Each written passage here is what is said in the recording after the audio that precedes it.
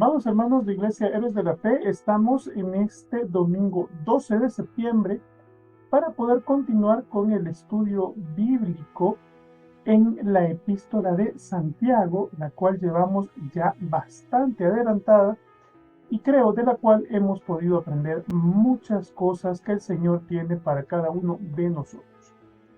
Como hemos aprendido ya en la carta de Santiago, la voluntad de Dios está para cada uno de nosotros, cada uno en especial. Desde que fuimos concebidos, somos acreedores de la mirada del Señor y de una voluntad clara para nuestra vida. Y cuando pedimos a Dios de acuerdo a su voluntad, entonces siempre vamos a ser escuchados. Y esa es la maravillosa promesa que la semana anterior pudimos estar estudiando en la epístola de Santiago. Ore entonces a Dios buscando siempre su voluntad, porque si buscamos su voluntad y tenemos claro cuál es el propósito que el Señor ha puesto para nuestras vidas, entonces no hay ninguna duda que el Señor concederá los deseos de nuestro corazón. Vamos a poner en contexto la lección de este día, en tanto que Santiago pues nos ha estado confrontando. Santiago ha sido como muy incisivo en mostrarnos una serie de cosas que pues probablemente veíamos como normales, probablemente veíamos como naturales, pero que ha sido muy cuidadoso de mostrarnos un camino un poco diferente. Santiago nos ha puesto delante de nuestra propia intimidad con Dios. Si usted recuerda, en la lección anterior, Santiago nos empezó a hablar acerca de que no somos oídos por el Señor, pero porque pedimos mal. Cuando pedimos mal, es decir, cuando nos alejamos de la voluntad del Señor en nuestras oraciones, entonces simplemente no podemos esperar que el Señor atienda a nuestros ruegos. Y es así como Santiago se va a meter en una parte sumamente sensible, porque de hecho es esa intimidad, esa relación personal que tiene usted con nuestro Señor, la que Santiago está tratando de que modifiquemos nuestra conducta en ella. Y nos ha hecho entonces reflexionar acerca de que las peticiones que nosotros damos a luz en nuestro corazón son reflejo precisamente de esa abundancia que tenemos acá y que reflejamos en los anhelos que presentamos delante del Señor. Por lo tanto, si nuestros anhelos del corazón están apegados a la voluntad de Cristo, estos van a caer en gracia delante del Señor y le van a agradar. Ahora, el último versículo de Santiago que leíamos la semana pasada hablaba precisamente de esta gracia delante de Dios. Pero esa gracia tenía que ver con una actitud personal que podemos tener para acercarnos al Señor o para alejarnos del Señor. Vamos entonces a volver a leer Santiago 4:6 para tratar de recordar cuál es esa actitud que Santiago nos está señalando como meramente perjudicial. Pero él da mayor gracia, hablando por supuesto del Señor. Por esto dice, Dios resiste a los soberbios y da gracia a los humildes. Y veíamos justamente que la palabra soberbia en el idioma español está referida a esa tendencia a ponerme yo delante de todos siempre. Yo soy el primero, yo soy el segundo, yo soy el tercero, yo. Esa soberbia entonces hace que el Señor se aleje de nosotros, que nos resista. Y creo que ninguno de nosotros quiere ser resistido por Dios. Bien, queremos siempre tener al Señor de nuestro lado. Queremos tener siempre al Señor contento, feliz. ¿Por qué motivo?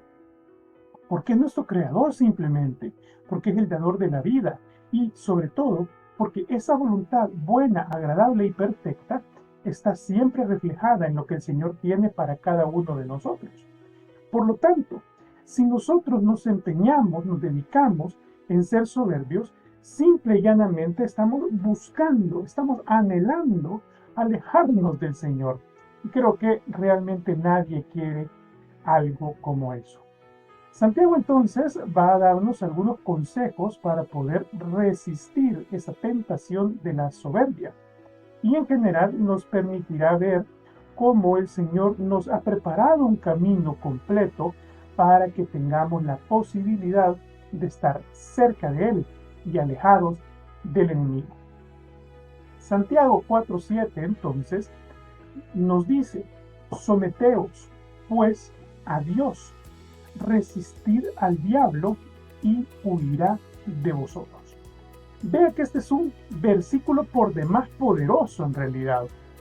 Y voy a referirme precisamente al momento en el que Cristo es tentado por Satanás y pues Satanás le toca que huir delante de la resistencia férrea de nuestro Señor ante esos ofrecimientos maliciosos, algunos encubiertos hasta con la mismísima palabra del Señor, que Satanás le estaba realizando.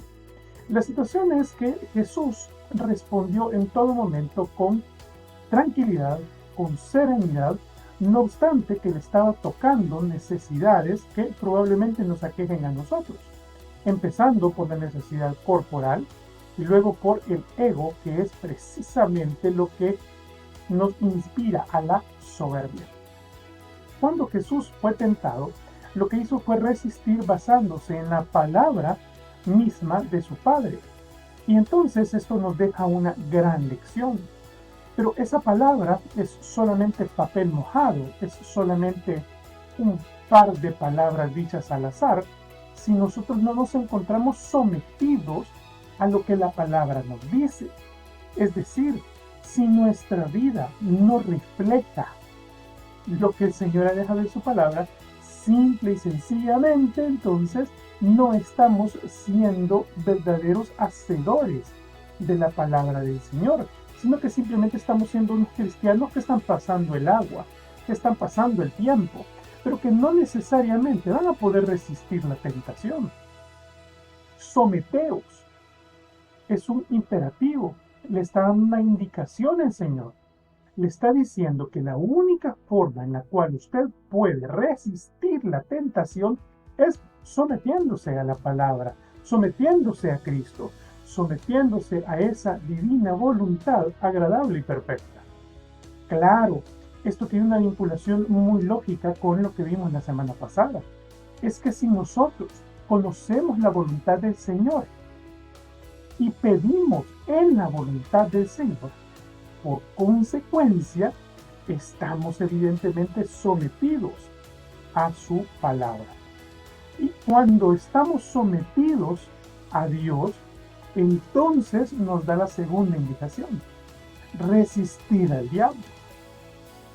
Fíjense cómo Santiago lleva un orden lógico.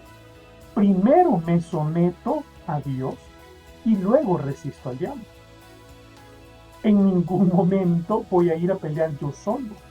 Y ese es uno de los enormes errores que muchos cristianos hemos cometido por muchísimo tiempo. Y digo hemos cometido porque creo que todos en algún momento de nuestra vida espiritual hemos tendido a pelear solos, a tratar de demostrar que podemos, a que se nos salga esa soberbia cristiana de decir: no, si yo estoy bien, yo no caigo, yo soy fuerte.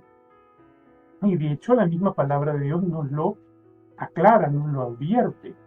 Mirad a aquel que se sienta fuerte, que no caiga. ¿Por qué?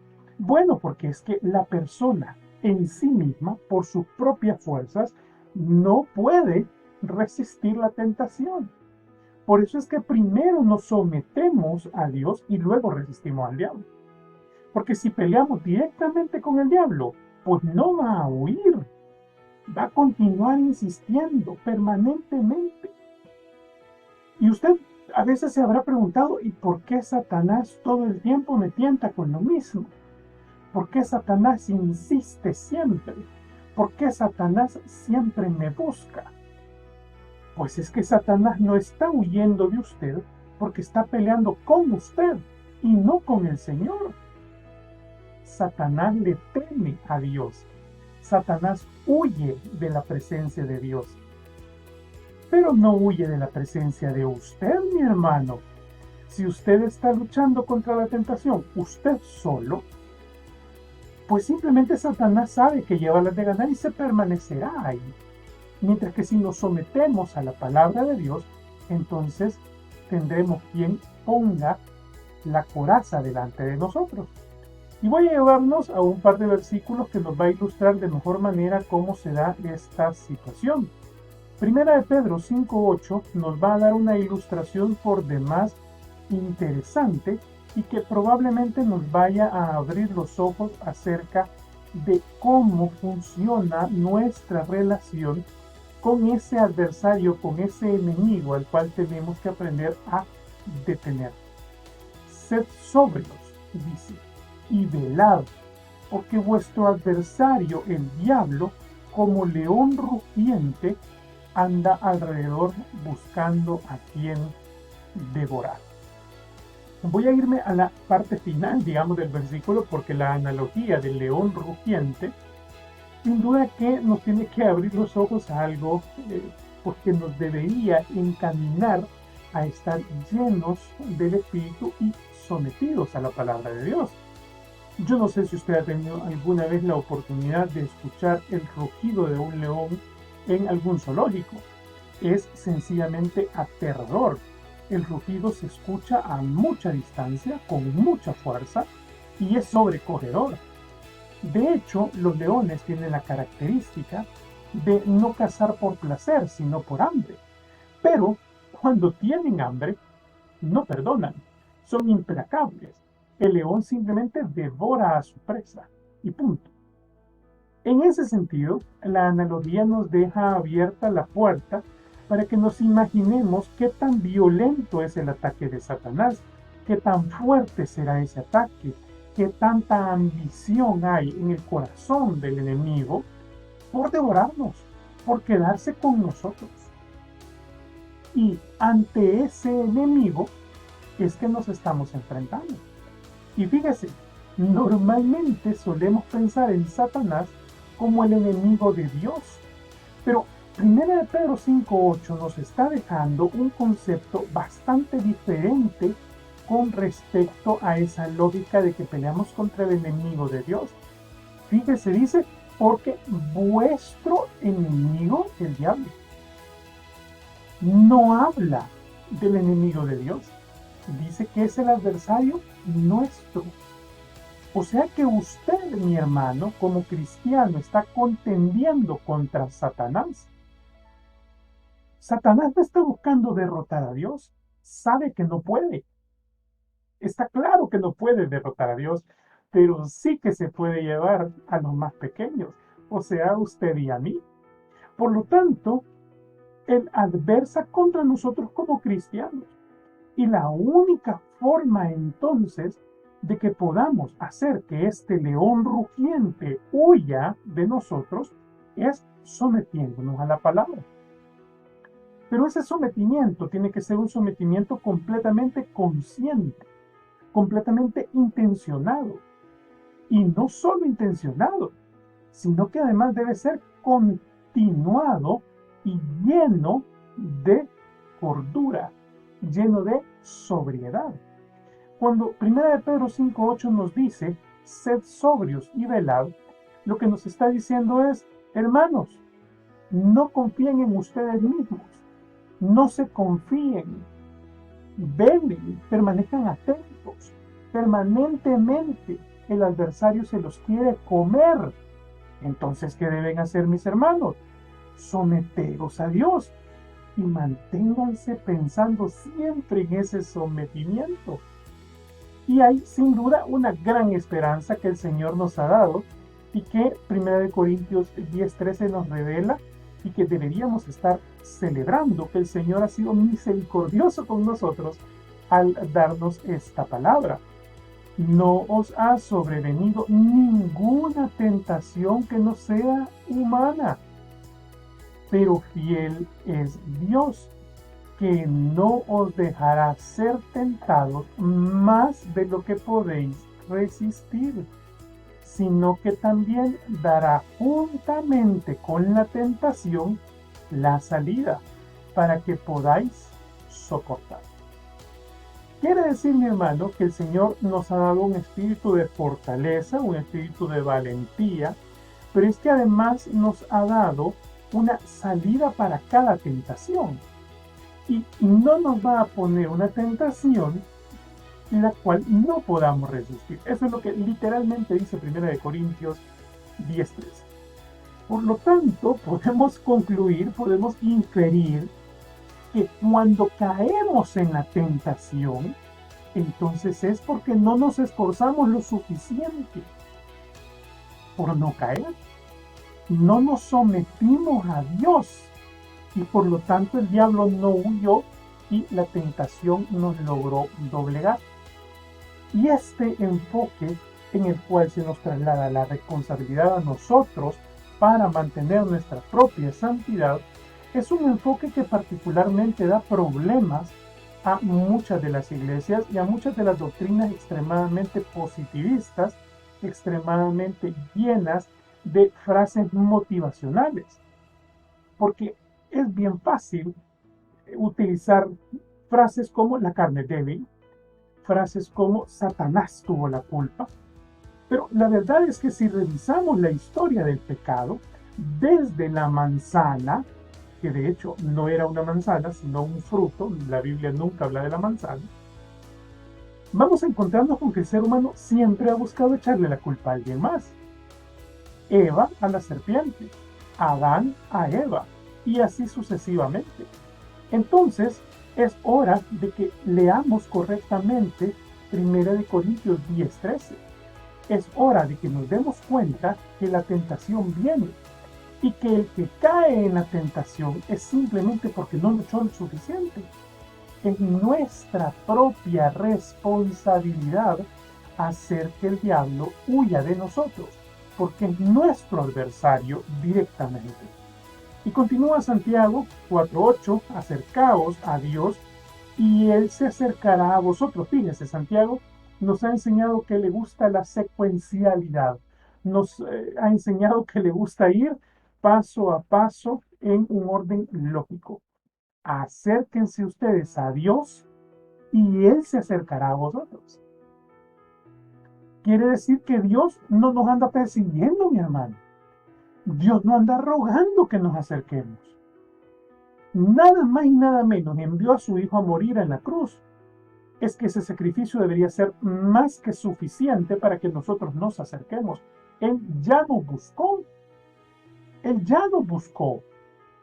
Y si nosotros tomamos la decisión de someternos a Él y acercarnos a Él, por consecuencia entonces tendremos que Él se acercará a nosotros. No podemos esperar entonces que Dios nos ande persiguiendo. No podemos esperar que Dios nos ande rogando. Yo ya hice un sacrificio gigante por nosotros y no es posible que nosotros estemos esperando que haga todavía más sacrificio si tenemos ya la salida delante de nosotros. Y continúa Santiago: pecadores, limpiad las manos, y vosotros los de doble ánimo, purificad vuestros corazones. Cuando dice limpiar las manos, se está refiriendo precisamente a esa necesidad del ser humano de ponerse delante de Dios limpio, en santidad. Por eso es que le está hablando a los pecadores. Y ojo que los pecadores somos todos nosotros. Entonces, cuando vamos a ir delante de Dios y nos vamos a acercar a Dios, entonces lo natural es que limpiemos nuestras manos, que nos pongamos a cuentas con el Señor, que le pidamos perdón al Señor. Todos los que hemos sido servidores en alguna congregación sabemos perfectamente que no podemos ponernos delante del Señor a servirle cuando venimos con un costal de pecados a rastras. Y todo servidor que desea realmente agradar a su Señor, primero, antes de tocar el servicio, tiene que ponerse cuenta delante del Señor, porque de lo contrario está llegando ante la santidad de Dios con inmundicia en el corazón, y eso simplemente no es posible. Y más allá de eso, nos dice: y los de doble ánimo, purifiquen sus corazones. Fíjese que el pecador tiene que purificar sus manos nada más. O sea que el pecador basta con que confiese al Señor que ha pecado. Y ahí está bien. Pero Santiago le da una vuelta más a la tuerca. Dice, y los de doble ánimo, es decir, esos hipócritas espirituales, ustedes no hay que limpiar las manos, no. No basta con alcohol nada más y ya. No, usted que es de doble ánimo tiene que purificar ese corazón, es decir, cambiar ese corazón ambivalente, ese corazón traicionero, ese corazón hipócrita, por un corazón que de verdad ame al Señor y le sirva. Y voy a llevarlo a un libro que es normalmente bastante espinoso de comprender, pero que nos va a presentar una realidad que nos va a golpear en el rostro, y espero que nos golpee duro en el rostro. Pero por cuanto eres tibio y no frío ni caliente, te vomitaré de mi boca, dice el Señor. Quiere decir entonces que Dios nos pide que nos definamos. Ese corazón ambivalente, ese corazón de doble ánimo, en el cual hoy estoy con Dios y mañana no, en el cual hoy estoy animado a servir, pero mañana mejor no, en el cual yo tomo una responsabilidad de servicio en la congregación y la voy cumpliendo así más o menos para que la gente lo diga, y un domingo sí, al otro domingo tal vez no, y probablemente yo me voy haciendo ahí como que no es conmigo. Eso es ser tibio. Y es que el Señor quiere que nos definamos. Nos está pidiendo Dios que seamos congruentes, que estemos alineados con lo que Él mismo pretende que seamos, cristianos comprometidos con Él. ¿Y qué pasa cuando usted es tibio? ¿Qué pasa cuando usted sirve a medias? ¿Qué pasa cuando usted es medio cristiano? Pues que le da dolor de estómago a Dios. Eso pasa. Le da dolor de estómago a Dios. Y me perdona mi hermano si soy un poco duro, pero es que es lo que dice la palabra que damos. Y no creo que quiera que sea su caso. Y continúa Santiago. Afligíos y lamentad y llorad. Vuestra risa se convierte en lloro. O sea, cuídese de que esto no le esté pasando. O sea, si usted pensaba que era divertido ser un cristiano tibio, un cristiano más o menos, aflíjase, laméntese, que esa risa se le convierte en lloro y que ese gozo se le convierte en tristeza. ¿Por qué? Porque usted no está haciendo lo que Dios quiere que sea. Usted está alejándose del Señor en tanto que no está siendo humilde. Humillaos delante del Señor y Él os exaltará.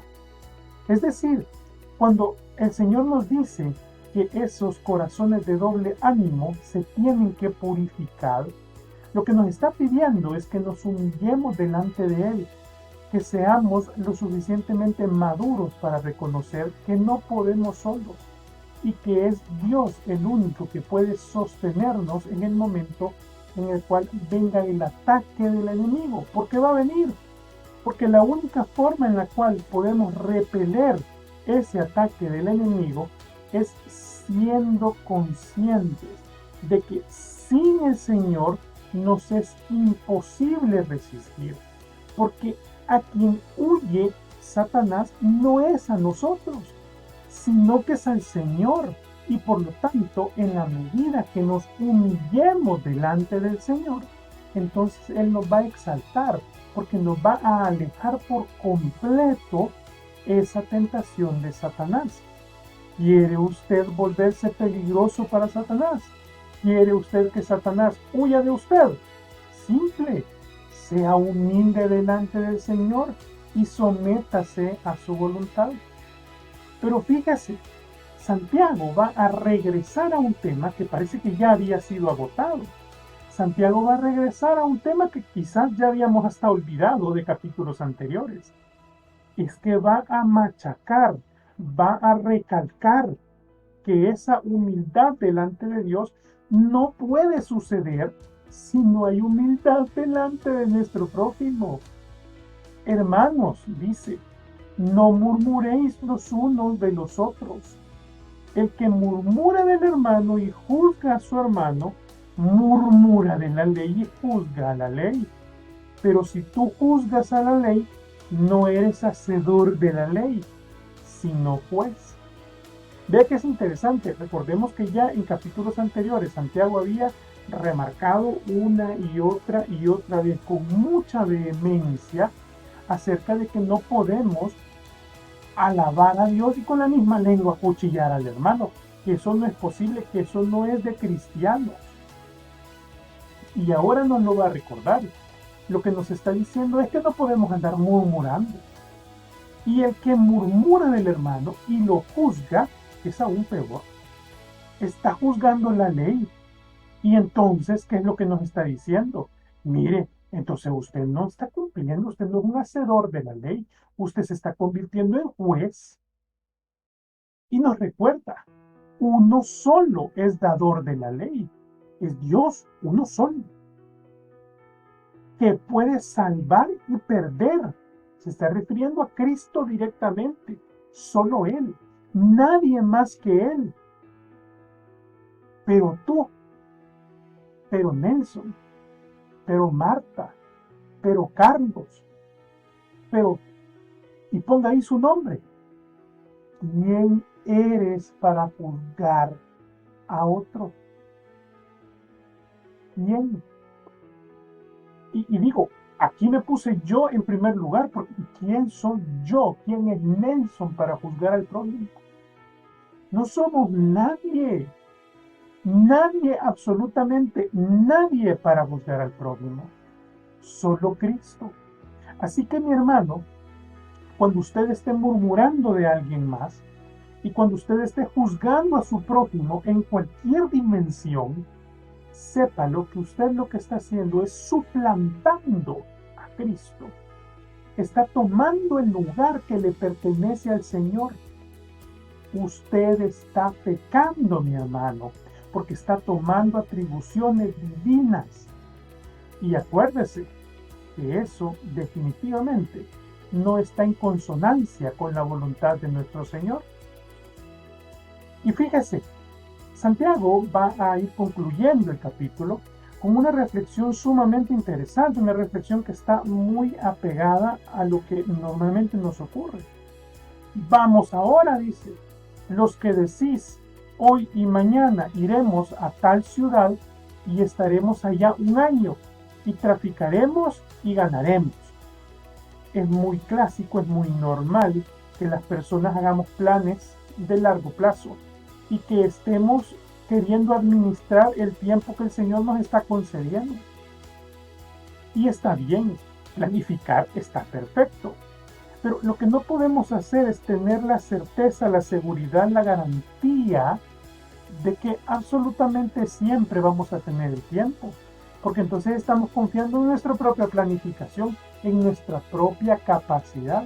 Y eso no va a suceder así, porque el tiempo no nos pertenece. El tiempo le pertenece a Dios.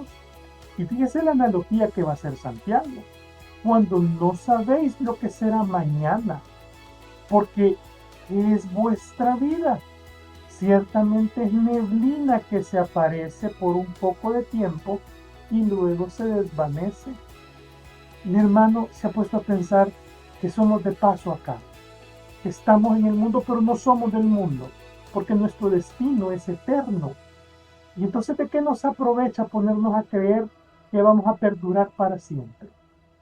Es que está bien pensar en el mañana, pero lo que no está bien es pensar que el mañana me pertenece, porque ese mañana le pertenece al Señor, en lugar de lo cual deberíais decir, si el Señor quiere, viviremos y haremos esto o aquello. Si el Señor quiere, si está en su voluntad. Recuerda, mi hermano, cuando usted tenía que pedir de acuerdo a la voluntad del Señor. Pues fíjese que no solo era pedir, también era vivir de acuerdo a la voluntad del Señor. Pero ahora os jactáis en vuestras soberbias. Toda jactancia semejante es mala. O sea que si cree que todo es gracias a usted, si usted cree que todo es porque usted es bueno, porque usted es inteligente, porque usted es brillante, entonces simplemente eso es jactancia, eso es soberbia. Y ya aprendimos que el Señor huye de los soberbios. Y concluye Santiago el capítulo con un versículo que me parece fascinante. Y el que sabe hacer lo bueno y no lo hace, le es pecado. ¿Y cómo por qué? Bueno, pues muy sencillo. Porque resulta que si sabemos hacer lo bueno y omitimos hacerlo, no es por otra causa, sino porque nos pusimos a nosotros en primer lugar. No será por otra causa, sino porque la soberbia pudo con nosotros y nos llevó a creer que el mundo puede existir sin que yo haga lo bueno que sé hacer. O pensar, ¿y qué saco yo de hacer el bien?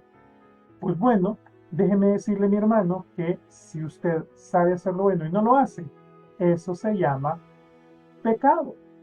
Y recuerda cómo era la fe sin obras. ¿Se acuerda qué pasaba con esa fe que no se demuestra en obras? Es decir, aquel que sabe hacer lo bueno y no lo hace. Bueno, la fe sin obras es muerta. Y con eso entonces quiero que nos quedemos en nuestros corazones. La fe sin obras es muerta. Que Dios nos bendiga, mis hermanos, que nos permita estar claros en que el Señor quiere cristianos activos, cristianos que le honremos, pero sobre todo cristianos que nos sometamos a su voluntad.